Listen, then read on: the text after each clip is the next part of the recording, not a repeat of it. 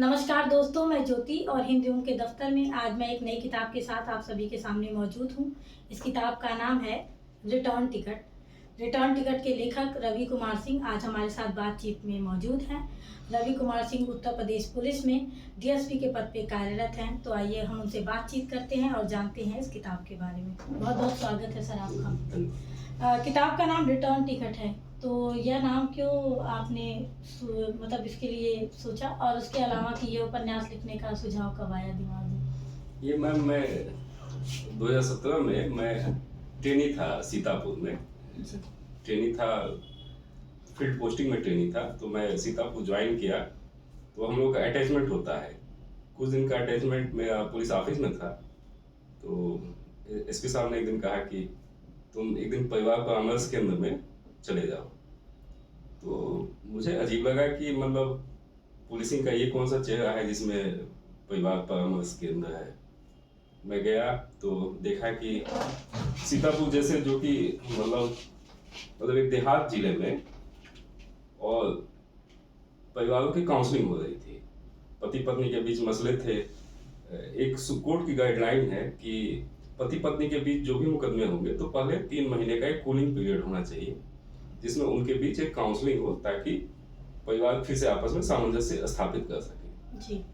तो उसी में मैं गया। तो एक देहात के जिले में इतने तलाक की समस्याएं और व्यक्तियों के बीच थी, तो मुझे लगा कि जैसा कि हम लोग पढ़ते थे कि ये सब महानगरीय समस्याएं थी, पति पत्नी के बीच तलाक होना, लेकिन देहातों में इस मात्रा में रहेंगी, ये मुझे बड़ा आश्चर्य हुआ। तो फिर ये कहानी उसी वक्त से मेरे दिमाग में आने लगी। फिर जब मैं फील्ड में आया, जब मैंने ज्वाइन किया, तो कानपुर में एक इंटरेस्टिंग किस्सा था कि मेरे बैचमेट थे, वो 6 साल से एक लड़की के साथ लिव इन रिलेशनशिप में थे, लेकिन शादी के एक ही दिन बाद दोनों लोगों के बीच में जैसा भी मनमुटाव हुआ और उनके बीच मैंने मुकदमे और तलाक की प्रक्रिया चालू हो गई थी। फिर वो फैमिली काउंसलिंग वाला समय आया, तो उसमें मैं ही काउंसलर था। तब से ये कहानी मेरे दिमाग में पकने लगी। और फिर कोविड में की विभीषिका भी थी, तो कोविड की विभीषिका के दौरान ये इसको मैंने लिखना चालू किया। जब मौका मिलता था तब लिखता था। फिर ये उपन्यास लिखने के मतलब जब आपको परिवार परामर्श में डाला गया, उससे पहले कभी आपको ऐसा लगा था कि ये एक बड़ी समस्या है हमारे देश में, जैसे परिवार के तलाक, अब तलाक जो है वो बहुत कॉमन हो चुका है हमारे आसपास के लोगों में, जबकि हमारे जो ऊपर हमसे पहले की जो जनरेशन है उसमें ऐसा कॉमन नहीं था, या लोग तलाक के बारे में इतना जल्दी निर्णय नहीं ले लेते थे। इसका क्या कारण है? मुझे अपना जैसे बचपन याद आता है। मेरी जो बचपन की फोटोग्राफ्स है उनमें मैंने देखा है कि जैसे पिताजी हैं, चाचा लोग हैं, उन सबके साथ फैमिली फोटो है। तो मेरा बचपन एक संयुक्त परिवार में थी, मैं पला बढ़ा। फिर धीरे धीरे जब समय बीतता गया तो लोग उससे टूटते गए, तो संयुक्त परिवार से फिर एकल परिवार बने, फिर यूनिवर्सिटी में आया। लेकिन ये महानगरों में तो मैं देख रहा था कि पति पत्नी के बीच भी समस्याएं आ रही हैं, एक दूसरे से संबंध विच्छेद हो रहा है। लेकिन जब नौकरी में आया तो मैंने देखा कि ये गांव देहात में ये प्रक्रिया इतनी तेजी से हो रही है, इसका मुझे अंदाजा नहीं था। ये आज भी हमारे थाने में यदि मुकदमे लिखे जा रहे हैं तो उनका एक अच्छा खासा हिस्सा पति पत्नी के बीच ही समस्याओं को लेकर रहता है। तो मुझे लगा कि नहीं, ये समस्या बड़ी है और इस पे कुछ लिखना चाहिए, तो मैंने इसको लिखा। जी, इस किताब में ना सामाजिक विघटन को भी दिखाया गया है कि किस तरह से समाज बदल रहा है, विघटित हो रहा है वो, और एक व्यक्ति के अकेलेपन को भी दिखाया जा रहा है कि एक व्यक्ति अकेलेपन में होता है तो वो कैसे रिएक्ट कर रहा है और कैसे उसके सराउंडिंग दुनिया है और वो अकेला होता चला जा रहा है। तो इस संबंध में आपको क्या लगता है कि अकेलेपन का कारण क्या है, और समाज जो विघटित होता चला जा रहा है इसका कारण कौन है, या कैसी परिस्थितियां हैं जो इसको बना रही हैं? मैं जब पीएचडी कर रहा था, पीएचडी तो फैक्ट में पूरी नहीं कर पाया, मेरी पोस्ट मॉडर्निटी पे पीएचडी थी। उस वक्त मैं हर्बर्ट मार्क्यूजे को पढ़ रहा था। तो हर्बर्ट मार्कुजे ने एक किताब लिखी थी वन डायमेंशन में, उसका मैंने जिक्र भी किया इस उपन्यास में कि पूंजीवाद धीरे धीरे ऐसी परिस्थितियां पैदा कर रहा है कि हर व्यक्ति को एक ही सपना दिखा रहा है कि वो खूब अमीर से अमीर बनता जाए। तो उसके लिए हम क्या कर रहे हैं, हम ज़्यादा से ज़्यादा स्वार्थी होके, अपने पे केंद्रित होके, ज़्यादा से ज़्यादा पैसा कमाने के और संबंधों को पीछे छोड़ते जा रहे हैं। तो मुझे लग रहा है कि ये एक बहुत बड़ा कारण है कि हम बस प्रसिद्धि पाना, पैसे कमाना, यही हमारा उद्देश्य रह गया है। इस प्रक्रिया में हम आसपास के जितने संबंध हैं उनको छोड़कर, यदि गांव से निकल के शहर में जाके मुझे पैसा ज़्यादा मिल रहा है तो मैं शहर की तरफ भाग रहा हूँ, शहर से और बड़े शहर की तरफ जाके मुझे यदि ज़्यादा पैसा मिल रहा है तो मैं उस और बड़े शहर की तरफ भाग रहा हूँ। इस प्रक्रिया में हम धीरे धीरे अकेले होते जा रहे हैं। एक समय आता है कि जब हमारे पास पैसा तो हो जाएगा लेकिन व्यक्ति और दोस्त मिलने मुश्किल हो जाते हैं, तब फिर हम धीरे धीरे उस घुटन और अकेलेपन के शिकार हो जाते हैं। जी, तो ये रिटर्न टिकट जो आपने लिखा वो शायद इसी को केंद्र में रखते हुए कि वापसी वहाँ से करना है, मतलब हर व्यक्ति जो बहुत आगे पहुँच जा रहा है फिर वो वापसी की टिकट तलाशने लगता है जीवन में। तो ये क्या असलियत में संभव है जीवन में हमारे? हाँ, ये वापसी तो मैंने पाठकों पे छोड़ा है कि कौन किस तरीके से वापसी कर रहा है। हर व्यक्ति के जीवन जीने के अपने तरीके हैं, उनमें हस्तक्षेप भी नहीं किया जा सकता। लेकिन मेरा मानना है कि पहले से यदि सामंजस्य लेके चला जाए कि वापसी की ही जरूरत क्यों पड़े। हम इतना ठीक है कि हर व्यक्ति को आगे बढ़ने का अधिकार है, आगे बढ़े, लेकिन संबंधों पे भी, मानवीय संबंधों पे ही आज के समय में मैं देखता हूँ कि लोग अपने पत्नी और बच्चों की जगह पे मोबाइल को ज़्यादा समय दे रहे हैं। तो हम पहले से ही एक सामंजस्य बना के चले कि हम सभी संबंधों को एक अच्छा खासा समय दें, अपने दोस्तों को समय दें, अपने परिवार को समय दें, तो हो सकता है कि हम बेहतर कर पाए और वापसी की जरूरत ही ना पड़े, रिटर्न टिकट की जरूरत ही ना पड़े। जी, उत्तर प्रदेश पुलिस में आप हैं और वो बहुत ही व्यस्तता भरा हुआ काम होता है, तो ऐसे में एक उपन्यास लिख देना कितना चैलेंजिंग था? ये तो मैं बताऊँ, ये इसका बड़ा एक मजेदार किस्सा है। मैं लखनऊ में ही रहा, 2002 में मैं ग्रेजुएशन के लिए लखनऊ आया, लखनऊ यूनिवर्सिटी में। और लखनऊ का जो भी साहित्यिक परिदृश्य था उससे मुझे बड़ा लगाव था। उस वक्त शिलाल जी थे, शिलाल जी लेखन कर रहे थे, नरेश सक्सेना जी हैं हमारे प्रिय कवि। तो मैं एक दिन शिलाल जी के यहाँ गया था और शिलाल जी विभाग की भी उत्तर प्रदेश प्रशासनिक सेवा से जुड़े रहे। तो एक दिन मैंने पूछा कि सर आपने राग दरबारी कैसे लिखी, तब वो एसडीएम के पद पे थे। तो उन्होंने हंस के कहा और एक इंटरव्यू में भी जिक्र किया कि लेखन मेरे लिए दूसरी पत्नी की तरह रहा, कि जिस तरह से दूसरी पत्नी को समय देना चाहिए उस तरह से मैंने लेखन को समय दिया। कभी यदि वो सीट मैंने गाड़ी में पीछे बैठ के यदि घटनास्थल पे भी गया तो किसी न किसी तरीके से मैं आधा घंटा 1 घंटे का समय चुरा के मैंने लेखन किया। तो उसी तरह से मैंने जब उपन्यास लिखने का सोचा तो मेरे सामने भी ये चुनौती थी, क्योंकि अक्सर फील्ड में आपको घटनास्थल पे जाना पड़ता है, एक हेक्टिक शेड्यूल रहता है। तो मैंने इसके लिए टैब का इस्तेमाल किया और टैब पे ही मैं लिखता रहा, जब भी थोड़ा सा भी मौका मिलता रहा। मतलब वही है कि बचाया हुआ, चुराया हुआ जो समय था उसी दौरान मैंने इसको लिखा। तो शिलाल शुक्ल जी की जो सूक्ति थी वही मुझे याद आई कि लेखन को हमेशा अपने दूसरी पत्नी की तरह पालो, तभी तुम कुछ लिख पाओगे। जी, और लखनऊ विश्वविद्यालय में आपको गोल्ड मेडल भी मिला है, तो एकेडमिक्स में तो जाहिर सी बात है कि आप बहुत अच्छे रहे होंगे। अक्सर ऐसा माना जाता है कि जो लोग एकेडमिक्स में अच्छे हैं वो इस साहित्यिक दुनिया से, जैसे ये कहानियाँ हैं, उपन्यास, उससे काफ़ी दूर होते हैं, या फिर उनका बचपन ऐसा रहता है कि उन्हें घर वालों का ऐसा दबाव किया जाता है कि इन चीज़ों को पढ़ोगे तो बिगड़ जाओगे और पढ़ाई पे ध्यान दो।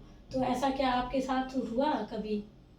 हमारे साथ तो जैसे पिताजी मेरे बहुत मुझे हमेशा स्वतंत्र रखे और मैं मतलब जैसे दीदी मेरी बड़ी दीदी मेरी यूनिवर्सिटी में हिंदी से एमए कर रही थी पूर्वांचल यूनिवर्सिटी से, तो उनकी किताबें मैं उनकी जितनी साहित्य किताबें थी मैं तब इंटर में था तभी मैंने पूरा पढ़ा था। निर्मला को मैंने पढ़ा था, निर्मला उपन्यास को। जी। फिर मैंने दिव्या उपन्यास पढ़ा, तो उसी वजह से एक रुचि जागृत हो गई। और फिर यही रुचि आगे चली गई, किसी ने कोई बाधा नहीं डाली। बीए में भी मेरा हिंदी लिटरेचर था। हाँ, यूनिवर्सिटी में आके लखनऊ यूनिवर्सिटी का ऐसा माहौल था कि बड़े साहित्यकारों को पढ़ने का मौका मिला। जनचेतना, हमारे हॉस्टल से थोड़ी दूर पे जनचेतना पुस्तकालय था, तो वहाँ हमने रशियन लिटरेचर भी अच्छा पढ़ा। चेखव में सबसे प्रिय रहे, और उसके बाद निर्मल वर्मा, दोनों लेखकों को मैंने खूब पढ़ा, और उन्हीं दोनों की वजह से मतलब लिखने की रुचि भी जागी थी। जी। निर्मल वर्मा पे आपने शोध कार्य भी किया, उनके साहित्य पे, तो मतलब वो अनुभव कैसा था जब आप उन्हें पढ़ रहे थे, उन पे शोध कर रहे थे? निर्मल के साथ तो ऐसा है कि मतलब वो एक लगाव कहे या एक पागलपन कहे, निर्मल वर्मा को तो आज भी यदि उनका एक एक कुछ छोटा टुकड़ा भी पढ़ने को मिल जाता है तो मैं उसको बहुत ध्यान से पढ़ता हूँ। उनका कोई ऐसा उपन्यास नहीं है जिसको मैंने 8-10 बार ना पढ़ा हो, और कोई ऐसा महीना नहीं जाता है कि मैं उनका कुछ पढ़ ना रहा हूँ। उनके निबंध भी मुझे उतने ही अच्छे लगते हैं जितने अच्छे उनके उपन्यास लगते हैं। कहानियाँ तो उनकी लाजवाब ही है।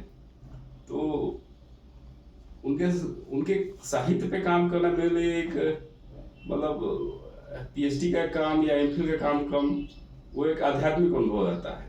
तो मैंने बहुत मैंने उस अनुभव के साथ मैंने उनके साहित्य पे काम किया। हालांकि कई लोग उनको मतलब आत्म केंद्रित लेखक भी कहे, लेकिन मुझे उनके साहित्य का जो गद्य है वो एक कविता से भी ज्यादा प्यारा, और अशोक वाजपेयी जी ने उसको लिखा है कि खरगोश के रोए जैसा मुलायम है। तो वो कला और उस गद्य की मतलब क्या कहें, कारीगरी, वैसा मुझे आज तक किसी का गद्य नहीं मिला। और वो एक अपने मतलब सम्मोहन पास में बांधता है और आदमी उसमें बधता चला जाता है, और यही उसका आनंद है। जी।